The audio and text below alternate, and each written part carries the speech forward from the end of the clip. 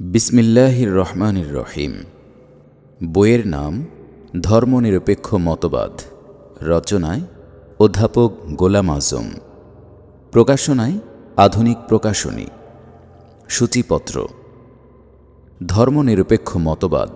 ধর্মনিরপেক্ষ মতবাদের জন্মকথা, ধর্মনিরপেক্ষতার পরিচয়, আধুনিক ধর্মনিরপেক্ষতার ইতিহাস, তৎকালীন ইউরোপের অবস্থা, ধর্ম ও বিজ্ঞানের লড়াই, গির্জা বনাম রাষ্ট্র, আপোষ প্রস্তাব, চিন্তার বিষয়, মুসলিম বিশ্বে ধর্মনিরপেক্ষতাবাদ, যুক্তির মানদণ্ডে ধর্মনিরপেক্ষতাবাদ, যুক্তি ও বিবেকের দৃষ্টিতে ধর্মনিরপেক্ষতাবাদ, ধর্মনিরপেক্ষতাবাদের পরিণাম: ১. আদর্শিক পরিণাম, ২. নৈতিক পরিণাম, ৩. মূল্যমানের পরিণাম, ৪. ধর্মনিরপেক্ষ শাসনের পরিণাম, ৫. ধর্মীয় পরিণাম। ইসলাম বনাম ধর্মনিরপেক্ষতাবাদ, মুসলমান ও ধর্মনিরপেক্ষ মতবাদ, ধর্মনিরপেক্ষতাবাদীদের প্রকারভেদ। পৃষ্ঠা ৫। বিসমিল্লাহির রহমানির রহিম। ধর্মনিরপেক্ষ মতবাদ। ধর্মনিরপেক্ষ মতবাদের জন্মকথা। ধর্মনিরপেক্ষতাবাদ ইংরেজি সেকুলারিজম শব্দেরই বাংলা অনুবাদ। গত ২৫০ বছর থেকে এটা দুনিয়ার সর্বত্র একটি আদর্শিক মর্যাদা লাভ করেছে। মুসলিম প্রধান দেশগুলোর মধ্যে সর্বপ্রথম কামাল পাশাই তুরস্কে এ মতবাদ প্রতিষ্ঠিত করেন। ইতিপূর্বে মুসলমানগণ এরূপ নির্লজ্জভাবে দুনিয়াময় প্রচার করে ধর্মনিরপেক্ষতাবাদের দীক্ষা গ্রহণ করেছে বলে কোনো নজির পাওয়া যায় না। এমনকি যে পাকিস্তান ধর্মভিত্তিক রাষ্ট্র হিসেবে কায়েম হয়েছিল, সেখানেও এক শ্রেণীর মুসলিম নামধারী প্রভাবশালী লোক ধর্মনিরপেক্ষতার প্রকাশ্য সমর্থক।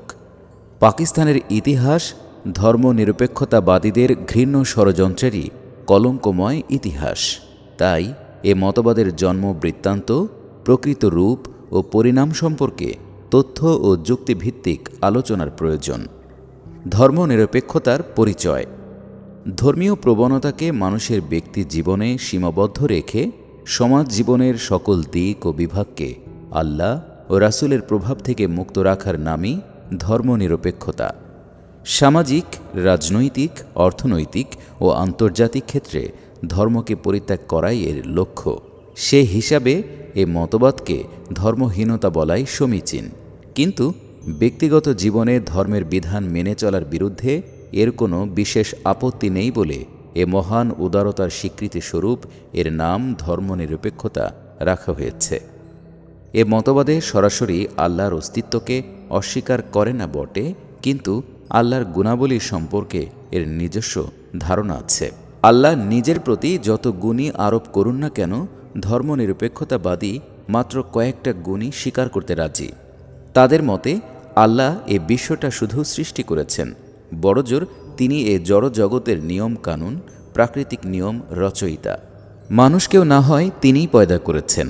তাকে পূজা অর্চনা করলে মৃত্যুর পর তা কোনো কাজে লাগলেও লাগতে পারে, কিন্তু দুনিয়ার জীবনে উন্নতি, শান্তি ও প্রগতির জন্য আল্লাহ বা রাসূলের কোনো প্রয়োজন নেই।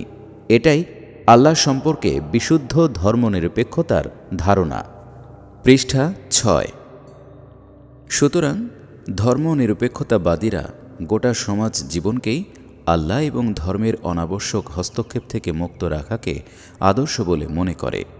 তাদের মতে ধর্ম নিতান্তই একটি ব্যক্তিগত ব্যাপার। দু বা ততোধিক মানুষের সকল প্রকার পারস্পরিক সম্পর্ক নির্ধারণে ধর্মকে অনধিকার প্রবেশ করতে দেয়া চলে না, কেননা সমাজ জীবনে ধর্মের প্রভাব সম্পূর্ণ প্রগতি বিরোধী এবং প্রতিক্রিয়াশীলতার পরিচায়ক। আধুনিক ধর্মনিরপেক্ষতার ইতিহাস। যদিও ধর্মনিরপেক্ষতাবাদ কোনো আধুনিক সৃষ্টি নয়, তবুও একটি আদর্শ হিসেবে বর্তমানকালে এর প্রচার চলছে। একটি মতাদর্শ হিসেবে আধুনিক ও প্রগতিশীল বলেই এক শ্রেণীর নিকট এর সুনাম। ধর্মনিরপেক্ষতাবাদের এ আধুনিক সংস্করণ প্রায় ২৫০ বছর পূর্বে ইউরোপে প্রথম প্রতিষ্ঠা লাভ করে। ১৫ শতাব্দীতে এর জন্ম হয় এবং ২৫০ বছর সংগ্রামের পর ১৮০০ শতাব্দীর প্রথমার্ধে তা বিজয়ী মতাদর্শ হিসেবে কায়েম হয়। তৎকালীন ইউরোপের অবস্থা। যে ইউরোপ এর জন্মস্থান, সেখানকার তৎকালীন অবস্থার সঠিক ধারণা ব্যতীত ধর্মনিরপেক্ষতার ইতিহাস বোঝা অসম্ভব। 15 শতাব্দীতে ইউরোপে সবেমাত্র জ্ঞান বিজ্ঞানের চর্চা শুরু হয়েছে। সেকালে জ্ঞান বিজ্ঞানের সকল ক্ষেত্রেই মুসলমানদের হাতে নেতৃত্ব ছিল। আজকাল যেমন উচ্চ জ্ঞান লাভ করার জন্য আমরা ইউরোপ ও আমেরিকার নিকট ধর্ণা দিই, 14 শতাব্দী পর্যন্ত ইউরোপবাসীদেরকেও তেমনি আলহামরা, কর্ডোভা ও গ্রানাডায় জ্ঞানের তালাশে ভিড় জমাতে হতো। জ্ঞান বিজ্ঞানের ক্ষেত্রে গ্রিক সভ্যতা খ্রিস্টপূর্ব যুগে নেতৃত্ব দিয়েছিল। 7ম শতাব্দী থেকে জ্ঞান বিজ্ঞানের সকল শাখা প্রশাখায় মুসলিমদের প্রাধান্য প্রতিষ্ঠিত হল। আধুনিক বিজ্ঞানের অনেক বিভাগই মুসলিম সভ্যতার সৃষ্টি। 15 শতাব্দীর পূর্ব পর্যন্ত ইউরোপ অজ্ঞতার অন্ধকারে ছিল। জ্ঞান বিজ্ঞানে মুসলমানদের নিকট তাদের প্রথম হাতেখড়ি হয়। কিন্তু 12 শতাব্দীর পর থেকে মুসলমানগণ জ্ঞান বিজ্ঞানের চর্চা ছেড়ে বিলাসিতায় গা ভাসিয়ে দেয়। কয়েক শতাব্দী পর্যন্ত পূর্বপুরুষের সাধনালব্ধ জ্ঞান সম্পদের উপর নির্ভর করে তাদের জীবন গতানুগতিক ধারায় চলতে থাকে। অপরদিকে ইউরোপ যেটুকু জ্ঞানের আলো মুসলমানদের নিকট থেকে লাভ করেছিল, তার ভিত্তিতে নতুন জ্ঞান সাধনায় তারা ক্রমেই অগ্রসর হতে লাগল। পৃষ্ঠা 7। সে সময় ইউরোপে খ্রিস্টান পাদ্রীদের শাসন ছিল। পাদ্রীরা ধর্মের নামে মানব জীবনের সর্বক্ষেত্রে একচ্ছত্র অধিপতি হিসেবে রাজত্ব করছিল। অথচ তাদের নিকট আল্লাহর বিশুদ্ধ বাণীর অস্তিত্ব নেই বলে 6ষ্ঠ শতাব্দীতেই কোরআনে ঘোষণা করা হয়েছে। পাদ্রীরা আল্লাহর নামে নিজেদের মত চালু করত। তারা মানুষের নিকট ধর্মের নামে নিরঙ্কুশ আনুগত্য দাবি করত এবং শাসন ক্ষমতা তাদের হাতে থাকায় তারা গায়ের জোরেই আনুগত্য করাত। জীবনের প্রত্যেক দিকে প্রভাব বিস্তার করতে গিয়ে তারা সকল বিষয়েই নিজেদের মতামত জোর করে চাপিয়ে দিত। ধর্ম ও বিজ্ঞানের লড়াই। ইউরোপে যখন নতুন জ্ঞান সাধনার উন্মেষ হল, তখন পাদ্রীদের মন গড়া গবেষণাহীন মতামত গবেষকদের নিকট ভ্রান্ত বলে প্রমাণিত হল।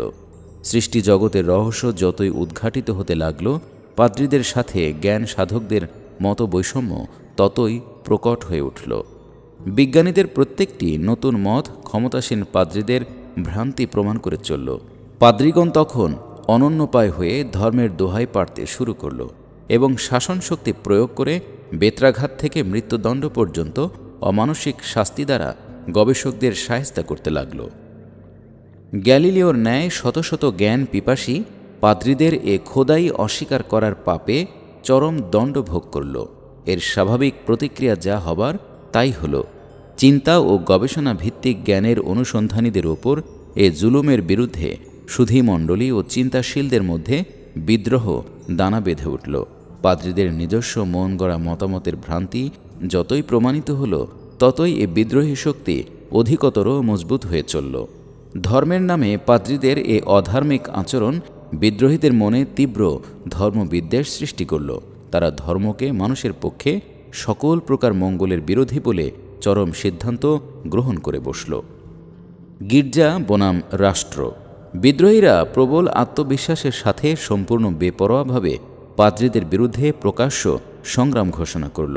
পাদ্রীরা তথা গির্জা ধর্মের দোহাই দিয়ে ধর্মান্ধ জনতার সহায়তায় রাজশক্তি নিয়ে দৃঢ়ভাবে প্রতিরোধ গড়ে তুলল। অন্যদিকে জীবনের সকল বিভাগ থেকে পাদ্রীদের উৎখাত করার প্রতিজ্ঞা নিয়ে বিদ্রোহীরা অগ্রসর হল। দীর্ঘ 200 বছর 16 ও 17 শতাব্দী ধরে এই ঐতিহাসিক রক্তক্ষয়ী সংগ্রাম চলতে থাকে। এ সংগ্রাম ইতিহাসের ছাত্রদের নিকট গির্জা বনাম রাষ্ট্রের লড়াই নামে পরিচিত। পৃষ্ঠা 8। দীর্ঘ 200 বছরের অবিরাম সংগ্রামের দ্বারা একথা প্রমাণিত হল যে ধর্মবিশ্বাসকে গায়ের জোরে ধ্বংস করা যায় না। যারা আল্লাহকে বিশ্বাস করে না, তাদের মনে যেমন জোর করে বিশ্বাস সৃষ্টি করা যায় না, তেমনি বিশ্বাসীদেরকেও শক্তি প্রয়োগ দ্বারা অবিশ্বাসীতে পরিণত করা যায় না। দুপক্ষই বিব্রত হয়ে পড়ল। অতঃপর সংস্কারবাদীদের নেতৃত্বে দুপক্ষের মধ্যে আপোষ প্রচেষ্টা জোরদার হয়ে ওঠে। আপোষ প্রস্তাব। মার্টিন লুথারের নেতৃত্বে পরিচালিত এ আন্দোলন আপোষ আন্দোলন নামে খ্যাত।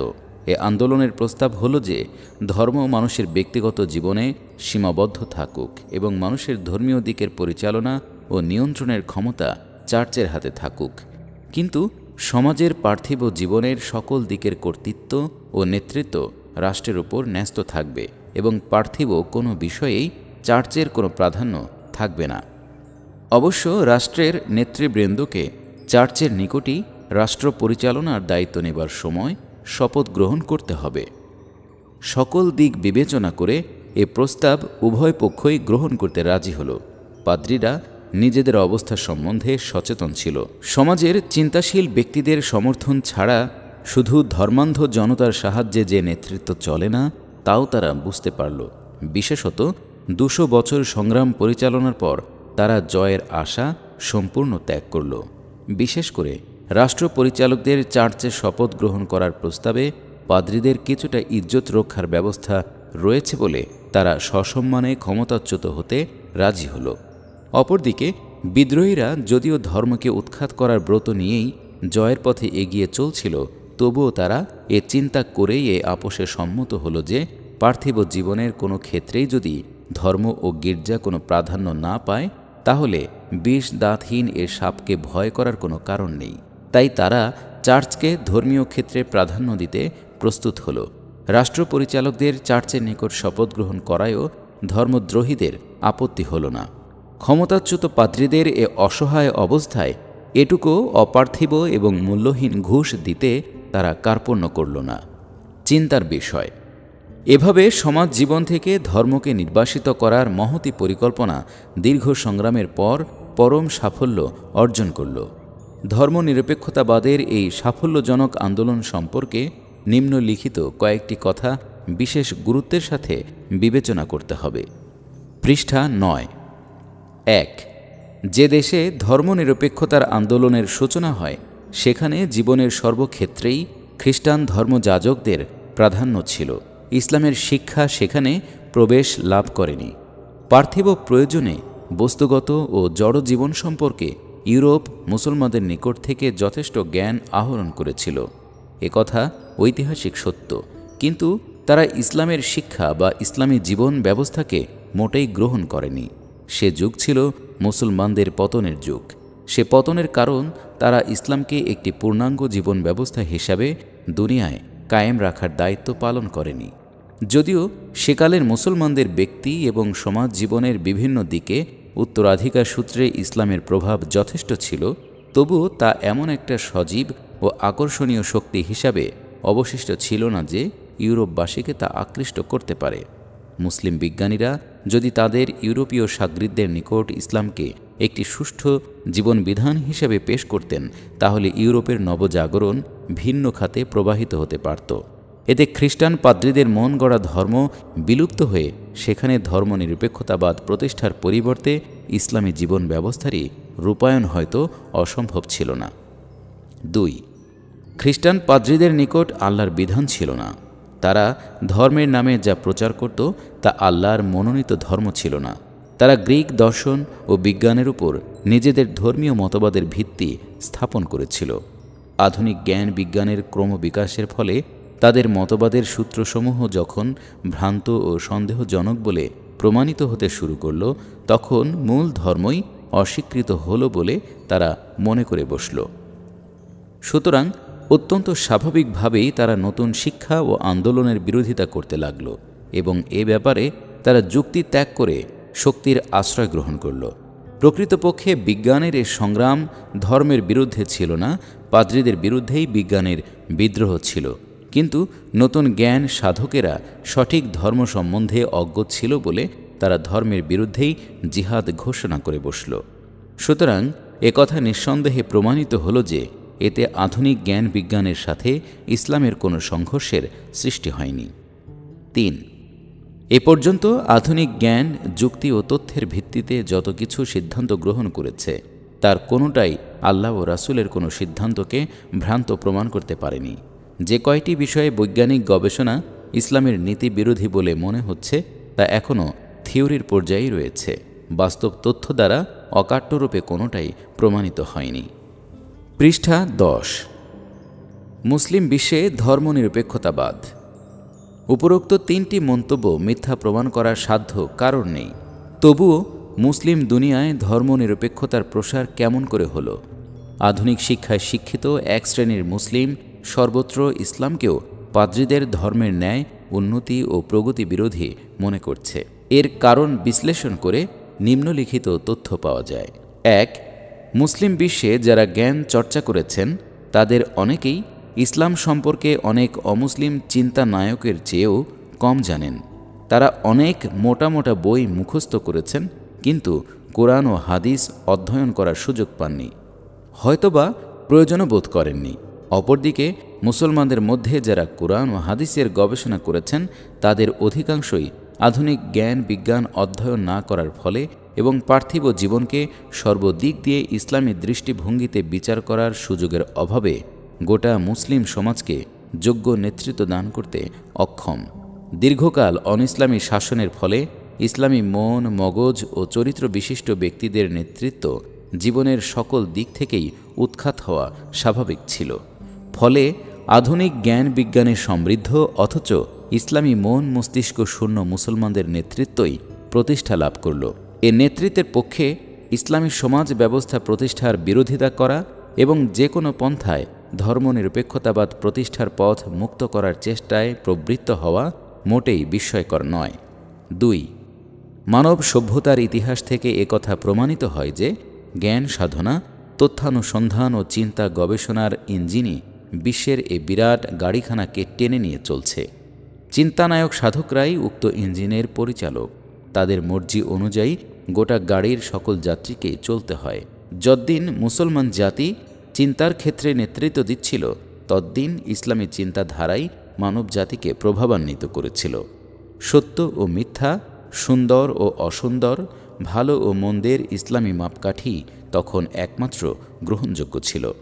ধর্মনিরপেক্ষতার আন্দোলনের ফলে বর্তমান খোদাহীন চিন্তাধারার বন্যার মুখে ইসলামী জ্ঞান বঞ্চিত মুসলিমদের ভেসে যাওয়াই স্বাভাবিক। কাজেই পাশ্চাত্যের নেতৃত্বে আধুনিক জ্ঞান সাধনার যে ইঞ্জিন দুর্বার গতিতে মানবজাতিকে টেনে নিয়ে যাচ্ছে, তাতে মুসলিম নামধারীদের এমনকি ধার্মিক বলে পরিচিত বহু মুসলমানেরও প্রভাবান্বিত হওয়া বিস্ময়কর নয়। পৃষ্ঠা 11। চিন্তার ক্ষেত্রে পূর্ণ দাসত্ব মুসলিম নেতৃত্বকে পঙ্গু করে রেখেছে। তারা ইউরোপের ওস্তাদদের নিকট নৈতিক ও মানসিক আত্মবিক্রয়ের মাধ্যমে বিশ্বস্ত সাগরিদের ন্যায় পাশ্চাত্যের অন্ধ অনুসরণ করে চলেছেন। তাদের স্বাধীন মন মগজ বা চক্ষু আছে বলে মনে হয় না। তারা পাশ্চাত্যের চক্ষু দ্বারা সুন্দর অসুন্দরের সিদ্ধান্ত নেন, ইউরোপের মগজ দিয়ে উন্নতি অবনতির হিসাব করেন এবং উস্তাদদের মন দিয়েই ভালো মন্দের বিচার করেন।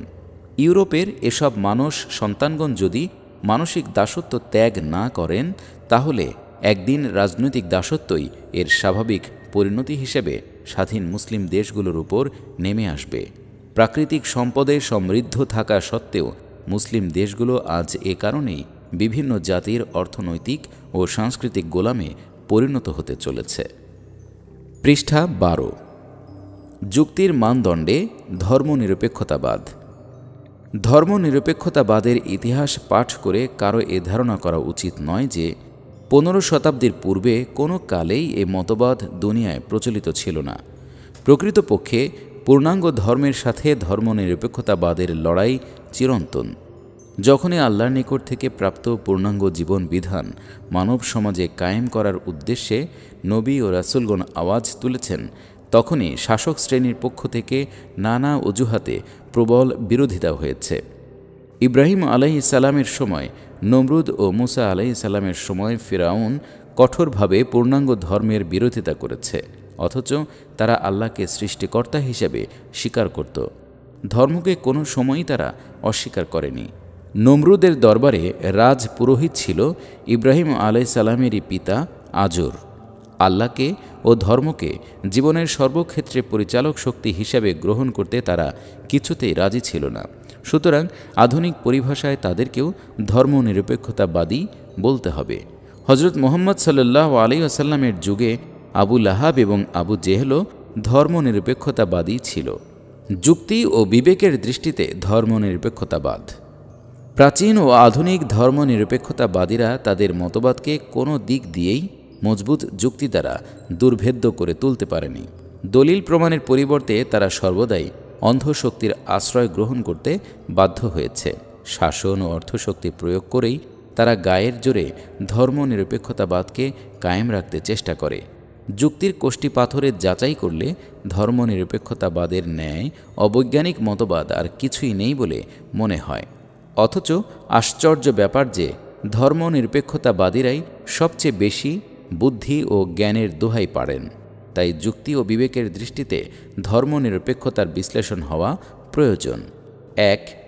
এ বিশ্বের যদি কোনো স্রষ্টা থাকেন এবং সমগ্র বস্তু জগতে যদি তার দেয়া প্রাকৃতিক বিধানসমূহ কার্যকর বলে স্বীকৃত হয়, তাহলে সেই মহাশক্তিশালী স্রষ্টাকে মানুষের জীবনে একটি কার্যকর শক্তি হিসেবে গ্রহণ করতে আপত্তি করার কি কারণ থাকতে পারে? প্রাকৃতিক জগতে কোনো ক্ষুদ্রতম বিধানকে বদলিয়ে দেবার ক্ষমতা মানুষের নেই।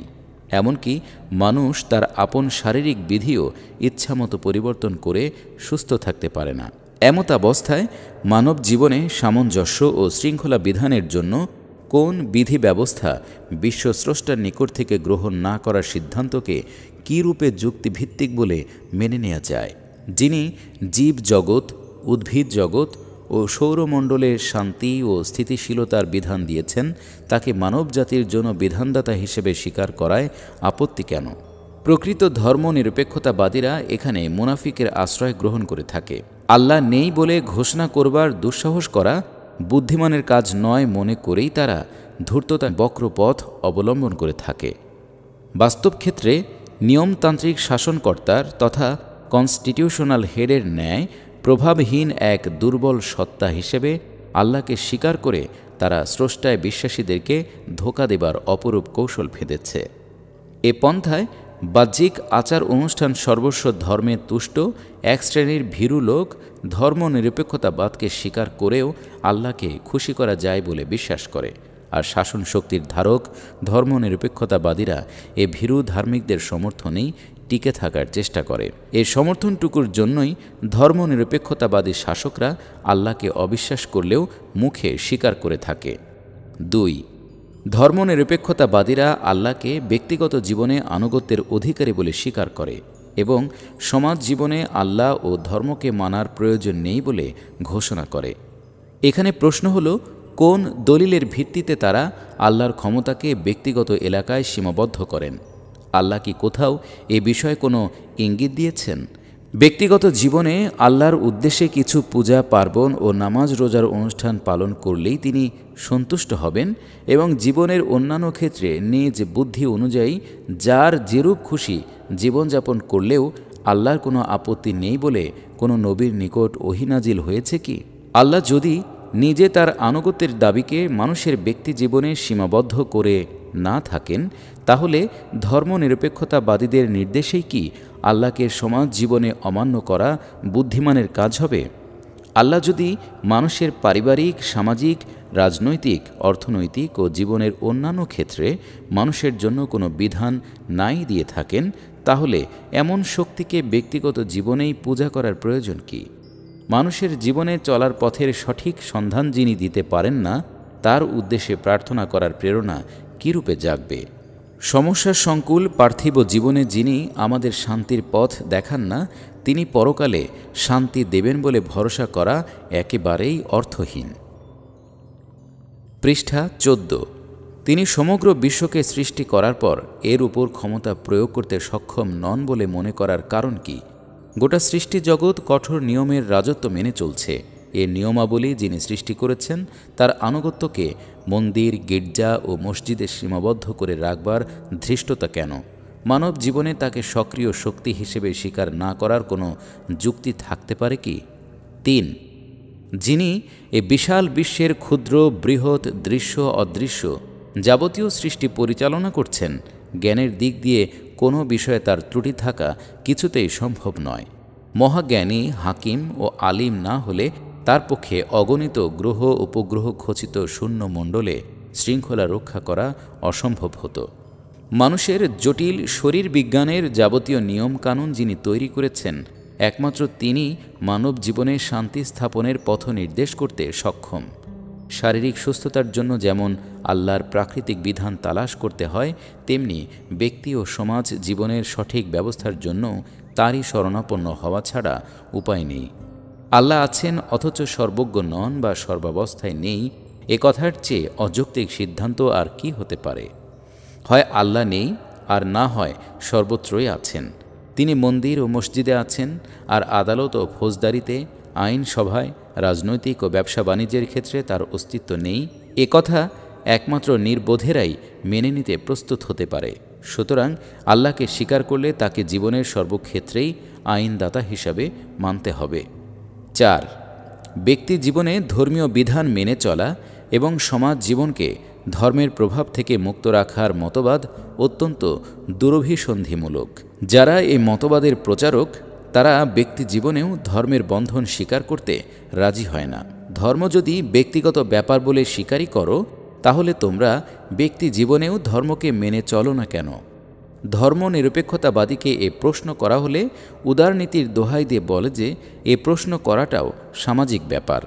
আপনি ব্যক্তিগত জীবনে ধর্মকে কতটা মেনে চলেন তা যেমন জিজ্ঞেস করার অধিকার নেই, আপনিও আমার ব্যক্তি জীবন নিয়ে মাথা ঘামাবেন না। এভাবে অত্যন্ত কৌশলের সাথে ধর্মকে অস্বীকার করার ফন্দি হিসাবেই ধর্মনিরপেক্ষতার এ আজব মতবাদ প্রচার করা হয়। তাই ধর্মনিরপেক্ষতাবাদ ও ধর্মবিরোধিতায় মূলত কোনো পার্থক্য নেই। পৃষ্ঠা 15। 5. ধর্মনিরপেক্ষতাবাদীরা ব্যক্তি ও সমাজ জীবনের মধ্যে যে ব্যবধানের উল্লেখ করেন তা সমাজ বিজ্ঞানের দৃষ্টিতে চরম অবৈজ্ঞানিক সিদ্ধান্ত। নিতান্তই উদ্দেশ্য প্রণোদিত হয়ে তারা ইচ্ছাকৃতভাবে এ বিজ্ঞান বিরোধী মতবাদ পোষণ করে থাকেন। মানুষের ব্যক্তি ও সমাজ জীবনের মাঝখানে ব্যবধানের সীমারেখাটি কোথায়? সামাজিক জীব হিসাবে মানুষের ব্যক্তি জীবন সমাজ থেকে কী প্রকারে পৃথক হতে পারে? ধর্মীয় কারণে যে ব্যক্তি সত্যবাদী সে তার সত্যবাদিতা সমাজ জীবনেই প্রয়োগ করবে, কিন্তু অপর ব্যক্তির সাথে সামাজিক জীবনযাপনের বেলায় মিথ্যুক বলে সাব্যস্ত হলে ব্যক্তিগতভাবে সত্যবাদী হওয়ার উপায় কি? ব্যক্তি জীবনে চরিত্রবান ও চরিত্রহীন হওয়ার কোনো উপায় নেই। কেউ ব্যক্তি জীবনে গুন্ডা হয়েও রাজনৈতিক জীবনে সৎ হতে পারবে কি? সমাজ জীবনে ঘুষখোর ও দুর্নীতিবাজ ব্যক্তি জীবনে ধার্মিক বলে স্বীকৃত হতে পারে কি? প্রত্যেকটি মানুষই জন্ম থেকে মৃত্যু পর্যন্ত যাবতীয় বিষয়ে এক বা একাধিক ব্যক্তির সাথে সম্পর্কিত। তার জীবনে এমন কোনো ব্যাপারই থাকতে পারে না যা অন্য কোনো মানুষের সাথে কোনো সম্পর্ক রাখে না। নির্জনে বসে এক ব্যক্তি যা চিন্তা করে সেখানেও সমাজ থেকে সে বিচ্ছিন্ন হয় না। সে যে কোনো কাজই করুক তার কোনো না কোনো সামাজিক পরিণাম নিশ্চয়ই দেখা দেবে। মানুষে মানুষে পারস্পরিক সম্পর্কের নামই সমাজ। ব্যক্তিগতভাবে ধর্মের অনুশাসন মেনে চলতে যারা রাজি তারা পারস্পরিক সম্পর্কের বেলায় ধর্মকে কী রূপে অস্বীকার করবে? আর যদি অস্বীকারই করে তাহলে ধর্মকে স্বীকার করা হলো কোথায়? ব্যক্তিগণ পৃথক পৃথকভাবে ধর্মকে মেনে চলবে, কিন্তু তাদের পারস্পরিক সম্পর্কের বেলায় আর ধর্মের প্রভাব স্বীকার করবে না, একথা কী প্রকারে যুক্তিসম্মত বলে গ্রহণ করা যায়? ধর্মনিরপেক্ষতাবাদ সকল দিক দিয়েই যুক্তির সম্পূর্ণ পরিপন্থী। আল্লাহকে জীবনের কোনো ক্ষেত্রে দখল দেয়া বা কোনো কোনো বিভাগে বেদখল করার কারও ইখতিয়ার নেই। ধর্মস্থানের বাইরে মানব জীবনের বিশাল ময়দানে আল্লাহর উপর 144 ধারা জারি করার এ অপচেষ্টা জীবন সম্পর্কে ভোগবাদের দৃষ্টিভঙ্গিরই সৃষ্টি। ধর্ম মানুষকে যেসব নৈতিকতার বন্ধন মেনে চলবার নির্দেশ দেয়, ধর্মনিরপেক্ষতাবাদী ভোগ বিলাসীদের পক্ষে তা পালন করা সম্ভব নয় বলেই তারা এ চোরা পথ সন্ধান করে নিয়েছে। জীবনকে নৈতিকতার ঝামেলা থেকে মুক্ত করে আজাদ জীবনযাপনের সস্তা সুবিধাটুকু উপভোগ করতে হলে ধর্মকে ব্যক্তিগত ব্যাপারে পরিণত করা ছাড়া তাদের আর কোনো উপায়ই নেই। সুতরাং এ মতবাদ যে মানুষের সদিচ্ছার সৃষ্টি নয় তা বলাই বাহুল্য। পৃষ্ঠা 16। ধর্মনিরপেক্ষতাবাদের পরিণাম। ধর্মনিরপেক্ষতাবাদের ইতিহাস আলোচনা করলে স্পষ্টই বোঝা যায় যে এটা কোনো ইতিবাচক পজিটিভ মতাদর্শ নয়। এটা নিতান্তই একটি নেতিবাচক নেগেটিভ দৃষ্টিভঙ্গি মাত্র। ধর্মকে মানুষের ব্যক্তিগত জীবনে সীমাবদ্ধ করার নামে মানব জীবনকে ধর্ম ও আল্লাহর প্রভাব থেকে মুক্ত রাখার এ মতবাদকে প্রকৃতপক্ষে আদর্শহীনতাই বলা উচিত। মানুষকে ধর্মের বন্ধন ও স্রষ্টার দাসত্ব থেকে আজাদ করার পর নির্দিষ্ট আদর্শের পথে পরিচালনার ইঙ্গিত এ মতবাদে পাওয়া যায় না। জীবনের সর্বক্ষেত্রে ধর্মের প্রভাব মেনে চলার আদর্শ থেকে বিচ্যুত এ মতবাদ মানুষকে আদর্শহীন অবস্থায় নিক্ষেপ করে। তাই ধর্মনিরপেক্ষতাবাদ স্বয়ং কোনো আদর্শ নয়, বরং এটা চরম আদর্শহীনতা, অ্যাবসেন্স অব আইডিওলজি ছাড়া আর কিছুই নয়। 1. আদর্শিক পরিণাম। মানুষ এমন এক বৈশিষ্ট্যপূর্ণ জীব যে তাকে সকল বিষয়েই নিজের ভালো মন্দ বাছাই করার ঝামেলা পোহাতে হয়। অন্য সব জীবের ন্যায় তার পরিপূর্ণ বিকাশ আপনা আপনি হতে পারে না। সুতরাং আদর্শের সন্ধান করা ছাড়া মানুষের কোনো উপায় নেই। ধর্মনিরপেক্ষতাবাদ যখন মানুষকে আদর্শহীন করে অনিশ্চিত পথে ছেড়ে দেয়, তখন তার জীবনে এক বিরাট শূন্যতার সৃষ্টি হয়। কিন্তু তার পক্ষে আদর্শ শূন্য অবস্থায় জীবনযাপন করা বাস্তব ক্ষেত্রে অসম্ভব। ফলে এ শূন্যতাকে পূরণ করার জন্য তার সামনে অনেক বিচিত্র ও বিপরীতমুখী আদর্শের আবির্ভাব ঘটে। রাজনৈতিক, অর্থনৈতিক, সামাজিক, নৈতিক ও অন্যান্য দিকে মানুষ তখন আদর্শের সন্ধান করতে বাধ্য হয়। প্রয়োজনের তাগিদে যখন মানুষ আদর্শ তালাশ করতে থাকে, তখন বিভিন্ন চিন্তাশীল মানুষ পৃথক পৃথকভাবে বিচিত্র রকমের আদর্শ আবিষ্কার করে। একই মানুষের পক্ষে মানব জীবনের সর্বদিক ও বিভাগের উপযোগী সামঞ্জস্যশীল পূর্ণাঙ্গ আদর্শ সৃষ্টি করা সম্ভব হয় না বলে বাধ্য হয়েই জীবনের বিভিন্ন ক্ষেত্রের জন্য বিভিন্ন মানুষের রচিত আদর্শ গ্রহণ করতে হয়। এমতাবস্থায় সামঞ্জস্যময় জীবন কিছুতেই সম্ভবপর হতে পারে না। এ আদর্শিক অসামঞ্জস্য ধর্মনিরপেক্ষতার সর্বপ্রধান বিষময় পরিণাম। 2. নৈতিক পরিণাম। মানুষ নৈতিক জীব। নৈতিক মূল্যবোধই মানুষকে অন্যান্য জীব থেকে উন্নত মর্যাদার অধিকারী করেছে। আইন ও শাসন মানুষের মধ্যে প্রকাশ্য নৈতিকতা কিছুটা সৃষ্টি করলেও অন্তরে নৈতিকতাবোধ সৃষ্টি না হলে মানুষের ব্যক্তি জীবনে নৈতিকতা মজবুত হতে পারে না। পৃষ্ঠা 17। এই নৈতিকতা সৃষ্টির জন্য এমন এক স্রষ্টার প্রতি বিশ্বাস থাকা প্রয়োজন, যিনি সর্বাবস্থায় মানুষের চিন্তা ও কর্ম সম্বন্ধে জ্ঞাত এবং যিনি আদালতে আখিরাতে ন্যায় বিচার করে মানুষকে পুরস্কার ও শাস্তি প্রদান করবেন। আইন মানুষের কর্মজীবনকে আংশিকভাবে নিয়ন্ত্রণ করে মাত্র। একমাত্র ধর্মই মানুষের ইচ্ছা ও প্রবৃত্তির উপর শক্তি প্রয়োগ করতে পারে। তাই ধর্মই কর্মজীবনকে পূর্ণরূপে নিয়ন্ত্রিত করতে সক্ষম। নৈতিক চরিত্র বর্জিত মানুষকে মানবদেহী পশুই বলা যায়। বরং বুদ্ধিশক্তির অধিকারী মানুষ চরিত্রহীন হলে পশুর চেয়েও অধিক অনিষ্টকারী হতে পারে। সুতরাং ধর্মনিরপেক্ষতা মানুষকে পশুত্বের নিম্নতম স্তরে নিক্ষেপ করতে পারে। এই মতবাদ মানব দেহের সুপ্ত পশুত্বকে লাগামহীন করে নৈতিকতার বন্ধনকে ছিন্ন করারই পাশবিক আদর্শ মাত্র। ধর্মনিরপেক্ষতাবাদ যে সভ্যতার জন্ম দিয়েছে, নৈতিকতার দৃষ্টিতে তা মনুষ্যত্বের উপযোগী হতে পারে না।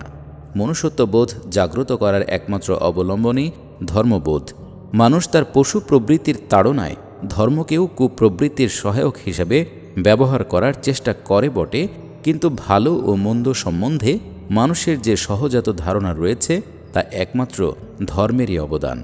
নৈতিক বিধান একমাত্র ধর্মেরই অনুশাসন। মানুষের জীবনে নৈতিক অনুশাসন কার্যকর করতে হলে সমাজ জীবনকে ধর্মের প্রভাব থেকে মুক্ত রাখা নিশ্চয়ই বুদ্ধিমানের সিদ্ধান্ত নয়। 3. মূল্যমানের পরিণাম। মূল্যবোধই মানুষের জীবনকে সত্য ও কৃষ্টিসম্মত করে তোলে। সভ্য ও অসভ্য, ভালো ও মন্দ, সঠিক ও বেঠিক, সুন্দর ও কুৎসিত ইত্যাদি সম্পর্কে নির্ভুল সিদ্ধান্তে পৌঁছবার দায়িত্ব যদি প্রত্যেক মানুষের যুক্তির উপর ন্যস্ত থাকে, তাহলে বিশ্বের মানুষ কোনো চিরন্তন ও শাশ্বত মূল্যমানের সন্ধান পাবে না। একমাত্র মানব জাতির স্রষ্টার পক্ষেই চিরন্তন মূল্যমান, ইটার্নাল ভ্যালুস নির্ধারিত করা সম্ভব। একই সঙ্গে দুটো বিপরীত জিনিস সত্য হতে পারে না। অথচ মানুষ নিজের বুদ্ধি সর্বস্ব জ্ঞানের ভিত্তিতে পরস্পর বিপরীত মূল্যমান নির্ধারণ করে। মদ্যপান হয় ভালো, না হয় মন্দ, অথচ কতক লোক ভালো মনে করে, আবার অনেক লোক এটাকে মন্দ মনে করে। প্রত্যেক বস্তু ও কার্যের আদি ও অন্ত সম্বন্ধে যার জ্ঞান আছে, তার সিদ্ধান্তের উপর নির্ভর না করলে মানুষ নিজের বুদ্ধি দ্বারা সঠিক মূল্যমান নিরূপণ করতে পারবে না।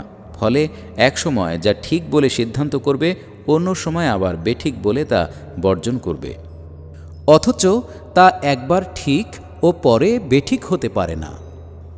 পৃষ্ঠা 18। আমেরিকার আইনসভায় 1919 সালের জানুয়ারি মাসে শাসনতন্ত্রের 18তম সংশোধনীর মাধ্যমে মদ অবৈধ ঘোষণা করে আইন পাশ করা হয়। কিন্তু আবার 1933 সালের ডিসেম্বর মাসে শাসনতন্ত্রের 21তম সংশোধনীর মাধ্যমে পূর্ববর্তী আইন বাতিল করে মদকে বৈধ ঘোষণা করা হয়। উভয় সিদ্ধান্তের উদ্দেশ্যই জাতির মঙ্গল বিধান, কিন্তু এ দু বিপরীত সিদ্ধান্তের বেলায় মদের মূল্যমান কিন্তু একই ছিল। সুতরাং মানুষ মূল্যমান নিরূপণে ভুল করতে পারে। মূল্যমান কোনো সময়ই পরিবর্তিত হয় না। ধর্মকে জীবনের প্রায় সকল ক্ষেত্রেই ত্যাগ করার ব্যবস্থা করলে এ চিরন্তন মূল্যমান কোথায় পাওয়া যাবে? সঠিক মূল্যমান নির্ধারণ করতে অক্ষম হলে মানব জীবন যে অবস্থার সম্মুখীন হয় তা আধুনিক ধর্মনিরপেক্ষ জাতিসমূহের মানবতা বোধের মান থেকেই অনুভব করা যায়। ধর্মনিরপেক্ষতাবাদের ফলে মানুষ প্রবৃত্তির দাসে পরিণত হতে বাধ্য। তদুপরি ব্যক্তিস্বার্থ, দলীয় সুবিধাবাদ, গোত্রীয় লাভ ক্ষতি, বর্ণগত, দেশগত ও এলাকাগত সংকীর্ণতা বিশ্ব মানবতাকে যে জটিল ব্যাধিতে নিমজ্জিত করছে তা চিন্তাশীল ব্যক্তিদের পক্ষে বাস্তব অভিজ্ঞতা থেকেই অনুভব করা সম্ভব। আধুনিক বিজ্ঞান মানুষকে যে মহাশক্তির যোগান দিয়েছে তা একমাত্র স্বার্থপর মূল্যবোধের ফলেই মানবজাতির অকল্যাণের উদ্দেশ্যে ব্যবহৃত হচ্ছে। সুতরাং ধর্মের প্রভাবকে পরিত্যাগের সিদ্ধান্ত মানবজাতির ধ্বংসের পথই প্রশস্ত করে চলেছে। 4. ধর্মনিরপেক্ষ শাসনের পরিণাম। শাসন শক্তি এমন এক হাতিয়ার যা দ্বারা জনসাধারণ শান্তিপূর্ণ জীবনযাপনের সুযোগও পেতে পারে, আবার চরমভাবে নির্যাতিতও হতে পারে। যে কোনো রাষ্ট্র ব্যবস্থায় শাসকগণই রাষ্ট্রের সকল ধন সম্পদের উৎপাদন ও বন্টন ব্যবস্থার নিয়ন্ত্রণ করে থাকে।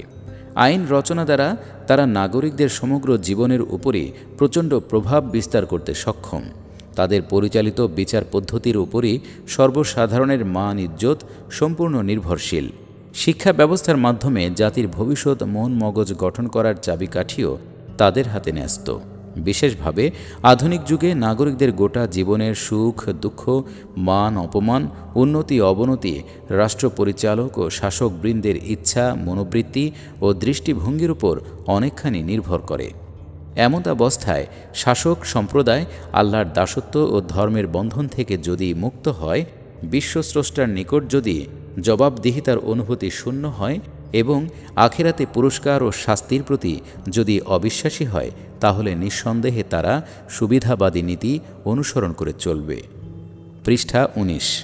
তাদের চরিত্র কিছুতেই নির্ভরযোগ্য হবে না। তারা নিজেদের পার্থিব লাভ লোকসানের ভিত্তিতেই সকল বিষয়ে সিদ্ধান্ত গ্রহণ করবে। গদি রক্ষার জন্য তারা যে কোনো পদক্ষেপ নিতে প্রস্তুত হবে। আত্মপ্রতিষ্ঠার জন্য এবং নিজেদের স্বার্থ চরিতার্থ করার উদ্দেশ্যে তারা শাসনযন্ত্রকে যথেচ্ছ ব্যবহার করবে। তাদের গোটা চরিত্র মানুষের খিদমতের জন্য নিয়োজিত না হয়ে নিজেদের খিদমতেই নিযুক্ত হবে। শুধু গণবিপ্লব এড়াবার জন্য এবং জনসমর্থন থেকে বঞ্চিত হবার ভয়েই তারা জনসেবা করবে। এখানেও চরম উদ্দেশ্য আপন স্বার্থ। আল্লাহ ও আখিরাতের প্রতি বিশ্বাস যাদের জীবনকে নিয়ন্ত্রিত করে, তাদের শাসন ধর্মনিরপেক্ষতাবাদীর শাসনে যে বিরাট পার্থক্য আছে তা যেমন যুক্তিসম্মত তেমনি তা ঐতিহাসিক সত্য। যারা ধর্মকে বাস্তব জীবনে গ্রহণ করেছে তাদের শাসন ধর্মহীনদের শাসন থেকে স্বাভাবিকভাবেই আলাদা ধরনের হবে। এমনকি মুসলিম শাসনের দীর্ঘ ইতিহাসেও ধার্মিক এবং অধার্মিক শাসকদের যুগে জনগণের জীবনে ব্যাপক পার্থক্য দেখা গেছে। শাসন শক্তি সমাজের সর্বাপেক্ষা ব্যাপক ও সবল শক্তি। এই বিপুল শক্তিকে একমাত্র আল্লাহ ও আখিরাতের ভয়, আল্লাহ ও রাসূলের আইন এবং ধর্মীয় অনুশাসন দ্বারাই নিয়ন্ত্রণ করা সম্ভব। তদুপরি জনমত আংশিকভাবে শাসন শক্তিকে নিয়ন্ত্রণ করে থাকে, কিন্তু ধর্মনিরপেক্ষ শাসকদের আচরণ একমাত্র জনমত দ্বারাই নিয়ন্ত্রিত। ফলে তারা প্রচারযন্ত্রের সাহায্যে এবং ক্ষমতার জাদুমন্ত্রে জনমতকে কলুষিত করে অনেক সময় অন্যায়কে ন্যায় বলে চালিয়ে দিতে পারে। তাই ধর্মনিরপেক্ষ শাসন জনগণকে ধোঁকা দিয়ে ক্ষমতায় থাকার সাধনাই করে। 5. ধর্মীয় পরিণাম। মানব সমাজের সকল বিভাগ থেকে বেদখল করে যে সত্তাকে ধর্মীয় উপাসনালয়ে বন্দী করা হলো, তার পক্ষে নিজের অস্তিত্বটুকু পর্যন্ত বজায় রাখাও সম্ভব নয়। এরূপ দুর্বল কোনো সত্তার প্রতি মানুষের অবহেলা অত্যন্ত স্বাভাবিক। জীবনের অগণিত সমস্যায় জর্জরিত মানুষ যখন মুক্তির সন্ধানে সর্বক্ষণ অস্থির, তখন তাকে বাস্তব কোনো সমাধান না দেখিয়ে শুধু পরকালের ভয় দেখালে কি হবে? যে ভগবান আমাকে দৈনন্দিন জীবনের সমস্যার সংকুল অবস্থা থেকে মুক্তির পথ দেখায় না, সে শুধু মন্দিরে বসে আমার নিকট পূজার দাবি করলে আমি তাকে ভালোবাসব কেন? যে গড সারা সপ্তাহে আমাকে সমস্যা সংকুল বিশ্বে অসহায় অবস্থায় ছেড়ে নিশ্চিন্তে সুখনিদ্রা উপভোগ করে, সে কোন অধিকারে শুধু রোববারে গির্জায় আমার আনুগত্য দাবি করে? পৃষ্ঠা ২০। এরূপ নিষ্কর্মা, স্বার্থপর ও অনাবশ্যক সত্তার অস্তিত্বই যদি কেউ অস্বীকার করে, তাহলে তাকে কোন যুক্তিতে দোষী সাব্যস্ত করা যায়? এমন কোনো খোদাকে মানবার জন্য যারা মানুষকে আহ্বান জানায়, তারাই বাস্তব ক্ষেত্রে খোদার স্থান দখল করে এবং অথর্ব ও বোবা খোদার পক্ষ থেকে ধর্মীয় সেবা হিসাবে নিজেরাই বিধান দান করে। জীবনের সর্বক্ষেত্রের উপযোগী সামঞ্জস্যপূর্ণ কোনো বিধান রচনা করার ক্ষমতা মানুষের নেই বলেই ওইসব ধর্মীয় নেতাদের রচিত অনুশাসন মানুষের প্রতি ইনসাফ করতে সক্ষম হয় না। ফলে রাজনৈতিক কায়েমি স্বার্থের প্রতি ধর্মীয় সমর্থন যোগান দিয়ে বৃহত্তর মানব সমাজের উপর জুলুম করার উপায় হিসাবে খোদাকে ব্যবহার করা হয়। তখন এরূপ জালিম খোদাকে অস্বীকার করা ছাড়া মানুষের আর কোনো পথই থাকে না। ইউরোপে খ্রিস্টান ধর্মনেতাদের সমর্থনে যে জঘন্য পুঁজিবাদ জনসাধারণকে এক শ্রেণীর লোকের অর্থনৈতিক দাসত্বের নিগড়ে আবদ্ধ করে রেখেছিল, তার বিরুদ্ধে কার্ল মার্কস যখন আওয়াজ তোলেন, তখন গির্জার সেই মানবসৃষ্ট ধর্মের দোহাই তুলেই এর প্রতিরোধ করা হয়। নির্যাতিত জনতাকে ধর্মের নামে আপন মুক্তির বিরুদ্ধে ব্যবহার করতে দেখে কার্ল মার্কস ঘোষণা করলেন যে ধর্ম এক প্রকার আফিম, যা মানুষকে হিতাহিত জ্ঞান শূন্য করে ছাড়ে। তখন ধর্মীয় নেতারা ধর্মের একমাত্র অবলম্বন হিসাবে তাদের ওই দুর্বল খোদার দোহাই দিল। এবার মার্কস ঘোষণা করলেন যে খোদাই মানুষের সেরা দুশমন।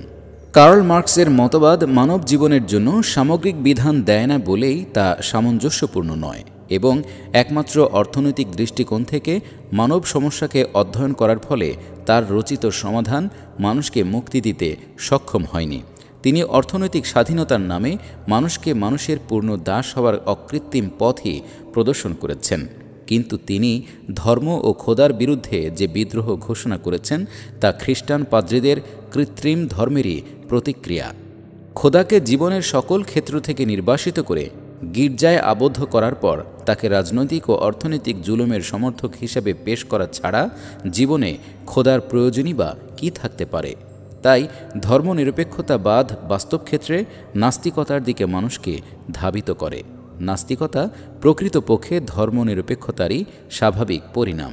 ধর্মনিরপেক্ষতা খোদার প্রাথমিক পশ্চাৎপসরণ আর নাস্তিকতা তার চূড়ান্ত পরাজয়। তাই ধর্মনিরপেক্ষতাবাদ চরম অধর্মের পথ এবং ধর্মের চরম দুশমন। পৃষ্ঠা ২১। ইসলাম বনাম ধর্মনিরপেক্ষতাবাদ। ধর্মনিরপেক্ষতাবাদের খোদা মানুষের স্বার্থের সৃষ্টি, কিন্তু ইসলাম আল্লাহ তাআলা সম্বন্ধে যে ধারণা দেয় তা মানুষের মন গড়া রচনা নয়। কোরআনের আল্লাহ কোনো উপাসনালয়ে বসে মানুষের নিকট পূজা দাবি করেন না। কারো সাথে আপোষ মীমাংসা করে নিজের অস্তিত্বটুকু বাঁচিয়ে রাখবার মতো দুর্বল মনোভাবও তার নেই। তিনি নিজেকে একদিকে যেমন মানুষের স্রষ্টা ও পালনকর্তা হিসেবে পেশ করেন, অপরদিকে তেমনি একমাত্র আইন ও জীবন বিধানদাতা হিসেবে তাকে গ্রহণ করতে আদেশ করেন। দয়ালু ও মেহেরবান হওয়ার সঙ্গে সঙ্গে তিনি সর্বশক্তিমান ও মহাজ্ঞানী বলেও দাবি করেন। তিনি মানুষের পূজা ও প্রশংসার কাঙ্গাল নন, তেমনি সকলে তার প্রেমে পাগল হলেও তার কোনো উপকার হয় না। ইসলামের আল্লাহ তার শেষ নবী হজরত মুহাম্মদ সাল্লাল্লাহু আলাইহি ওয়াসাল্লামের মাধ্যমে বিশ্ব মানবতার জন্য এমন এক পূর্ণাঙ্গ ও ত্রুটিহীন জীবন ব্যবস্থা বাস্তব রূপে প্রতিষ্ঠিত করে দেখিয়েছেন, যার ঐতিহাসিক সত্যতা অস্বীকার করার কোনো পথই অবশিষ্ট নেই। ব্যক্তি জীবন থেকে শুরু করে পারিবারিক, সামাজিক, অর্থনৈতিক, রাজনৈতিক ও আন্তর্জাতিক ক্ষেত্রে ইসলাম যে সামঞ্জস্যপূর্ণ জীবন বিধান পরিবেশন করেছে তা কোরআন ও সুন্নাহর মধ্যে আজও অবিকৃত অবস্থায় রয়েছে। 1400 বছরেও কোরআনের মধ্যে কোনো কৃত্রিমতা অনুপ্রবেশ করতে পারেনি। সর্বকালে ও সর্বদেশেই এ কোরআন মানুষকে পথ প্রদর্শন করতে সক্ষম বলে ঘোষণা করেছে। আল্লাহর দেয়া বিধানের চেয়ে শ্রেষ্ঠতর জীবন বিধি রচনা করা কোনো কালেই সম্ভব নয় বলে কোরআন বারবার চ্যালেঞ্জ দিয়েছে। যদি আরবি ভাষায় প্রেরিত কোরআন বিকৃত করা সম্ভব হতো তাহলে হয়তো ইসলামকে একটি ধর্মনিরপেক্ষ মতবাদে রূপান্তরিত করা যেত। অন্য ভাষায় কোরআনের তর্জমা করে মূল কোরআনের সাথে মানুষের সম্পর্ক ছিন্ন করা সম্ভব হলে হয়তো ধর্মনিরপেক্ষতাবাদের প্রতিষ্ঠার পথ সুগম হতে পারত। কিন্তু কোনো সফল অনুবাদকেই কোরআনের স্থলাভিষিক্ত করা অসম্ভব। একমাত্র আরবি ভাষায় প্রেরিত কোরআনকেই মুসলমানগণ কোরআন বলে বিশ্বাস করেন। এ বিশ্বাসকে উপড়ে ফেলার চেষ্টা কোথাও সফলতা লাভ করেনি। কোরআনের ভ্রান্ত অনুবাদ দ্বারা যতই মানুষকে ধর্মনিরপেক্ষতার দিকে ধাবিত করার চেষ্টা হোক না কেন, মূল কোরআন অক্ষত থাকার ফলে এর সঠিক অনুবাদও হতে থাকবে এবং সেই ভ্রান্তির প্রতিরোধও চলতে থাকবে। পৃষ্ঠা 22। ধর্মনিরপেক্ষতাবাদ যতই ধর্মকে ব্যক্তিগত ব্যাপারে সীমাবদ্ধ করে রাখার চেষ্টা করবে, কোরআন ততই দৃঢ়তার সাথে মানুষের জন্য পরিপূর্ণ জীবন বিধানের দাওয়াত দিতে থাকবে। সুতরাং ইসলামের সাথে এ মতবাদের লড়াই করার কোনো যোগ্যতাই নেই। ইসলামকে ব্যক্তি জীবনে সীমাবদ্ধ করে মানুষের সমাজ জীবনকে কোরআনের প্রভাব থেকে মুক্ত রাখার যে ব্যবস্থা কামাল পাশা করে গিয়েছেন তা ব্যর্থ হয়েছে। ইসলামের সাথে যে অপকর্ম চলেছিল তার প্রতিক্রিয়ায় কামাল পাশা ধর্মনিরপেক্ষতার পথ গ্রহণ করেছিলেন। কিন্তু বিকৃত ইসলামের স্থানে প্রকৃত ইসলাম প্রতিষ্ঠা না করে তিনি ইউরোপের অন্ধ অনুকরণে আরবি ভাষা ও অক্ষরের বিরুদ্ধে জিহাদ করলেন এবং ইসলামকে খ্রিস্ট ধর্মের ন্যায় বাস্তব জীবন থেকে উচ্ছেদ করার পরিকল্পনা গ্রহণ করলেন। 25-30 বছর পর তুরস্কে আরবি ও ইসলামী শিক্ষার যে নতুন ধারা প্রবাহিত হয়েছে তা কামালের উক্ত পরিকল্পনার ব্যর্থতাই ঘোষণা করছে। এজন্যই ধর্মনিরপেক্ষতাবাদের বিজয় পথে ইসলাম এক অনতিক্রম্য বাধা হয়ে আছে। কোরআনকে বিনাশ করা সম্ভব নয় বলে ইসলামকেও ধর্মনিরপেক্ষ মতবাদে পরিণত করা অসম্ভব।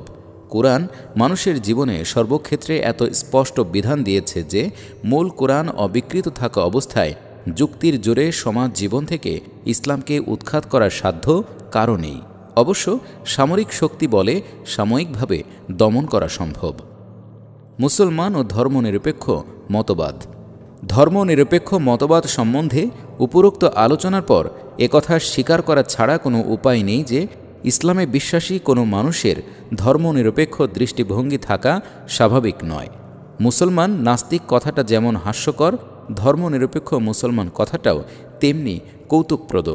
তবু একজন অমুসলিম যে পরিমাণে ধর্মনিরপেক্ষ, সে পরিমাণ ধর্মনিরপেক্ষ হওয়া সত্ত্বেও একজন মুসলিম নামধারী ব্যক্তি একমাত্র নামের জোরেই মুসলিম হিসাবে পরিচিত হয়। মুসলিম পিতামাতার সন্তান বলে মুসলিম সমাজে এমন মুসলমানও পাওয়া যায় যারা শুধু ধর্মনিরপেক্ষই নয়, আল্লাহ, রাসূল এবং আখিরাতেরও কোনো পরোয়া করে না। তারা ব্যক্তি জীবনে ইসলামের বিধান মানা তো দূরের কথা, কোরআনকে তারা মধ্যযুগীয় মনে করে আধুনিক জগতে অনুসরণের সম্পূর্ণ অনুপযোগী বলে বিশ্বাস করে। মুসলিম সমাজে এই ধরনের লোকের পক্ষে নেতা হওয়াও যেখানে সম্ভব, সেখানে ধর্মনিরপেক্ষতাবাদী তথাকথিত মুসলমানদের পক্ষে সমাজে নেতৃত্ব, কর্তৃত্ব অর্জন করাও কঠিন নয়। পৃষ্ঠা 23। কিন্তু কোনো ধর্মনিরপেক্ষতাবাদী পণ্ডিত কি কোরআন ও রাসূলের জীবন থেকে তার মতবাদের সপক্ষে কোনো একটি দলিলও পেশ করতে সক্ষম হবেন? এ ধরনের লোকদের পক্ষে দুটো পথের যে কোনো একটিকে বাছাই করে নেওয়া উচিত। কোরআন স্পষ্ট নির্দেশ দিয়েছে যে তোমরা পরিপূর্ণ ইসলামে দাখিল হও। যারা মুসলমান থাকতে চায় তাদের পক্ষে হুকুমের অনুসারী হয়ে আন্তরিকতার সাথে ইসলামী জীবন বিধানকে জীবনের সর্বক্ষেত্রে গ্রহণ করাই একমাত্র সম্মানজনক পন্থা এবং সততার পরিচায়ক। কিন্তু ইসলাম কারো অপছন্দ হলে কোরআন তাকে মুসলমান হওয়ার জন্য যেমন বাধ্য করে না, তেমনি বাস্তব ক্ষেত্রে ইসলামকে জীবনে গ্রহণ করতে অস্বীকার করেও নিজকে মুসলমান বলে পরিচয় দেবার অধিকারও দেয় না। যে ব্যক্তি কোরআনের সাথে এরূপ অসৎ ব্যবহার করতে সক্ষম, তার জীবনের কোনো দিকেই সততার আশা করা যায় না। ধর্মনিরপেক্ষতাবাদীদের প্রকারভেদ। ধর্মনিরপেক্ষতাবাদীদেরকে মোটামুটি দুই শ্রেণীতে বিভক্ত করা চলে। এক শ্রেণীকে ধূর্ত ও চালাক বলা চলে এবং আরেক শ্রেণীর উপযুক্ত পরিচয় দিতে গেলে বেওকুফ বলাই সমীচীন। ধূর্ত ধর্মনিরপেক্ষতাবাদীদের পরিচয় অত্যন্ত স্পষ্ট। তারা ধর্মকে ব্যক্তিগত ব্যাপার বলে প্রচার করে বটে, কিন্তু তাদের অনেকেরই ব্যক্তি জীবনে ধর্মের কোনো গন্ধও পাওয়া যায় না। তারা প্রকৃতপক্ষে ধর্মকে নিতান্তই অপ্রয়োজনীয় জিনিস বলে মনে করে, কিন্তু সামাজিক মর্যাদা, রাজনৈতিক সুবিধা ও অন্যান্য পার্থিব প্রয়োজনের তাগিদে ধর্মকে মৌখিক স্বীকৃতি দান করে মাত্র। বেওকুফ ধর্মনিরপেক্ষতাবাদীরা নিতান্তই করুণার পাত্র। তারা নামাজ, রোজা, কোরআন তিলাওয়াত, তাসবিহ, জিকির ইত্যাদি অত্যন্ত নিষ্ঠার সাথে আদায় করে, কিন্তু সামাজিক, রাজনৈতিক, অর্থনৈতিক ইত্যাদি ক্ষেত্রে ইসলামী বিধানকে মেনে চলার কোনো তাগিদই অনুভব করে না। আল্লাহর কিতাবকে সামগ্রিকভাবে গ্রহণ না করে যারা শুধু ইসলামের কতিপয় অনুষ্ঠান নিয়েই সন্তুষ্ট, তাদের প্রতি কুরআন যে কঠোর সতর্কবাণী উচ্চারণ করেছে তা যে কোনো সত্যিকার মুসলমানের অন্তরকেই কাঁপিয়ে তুলবার জন্য যথেষ্ট।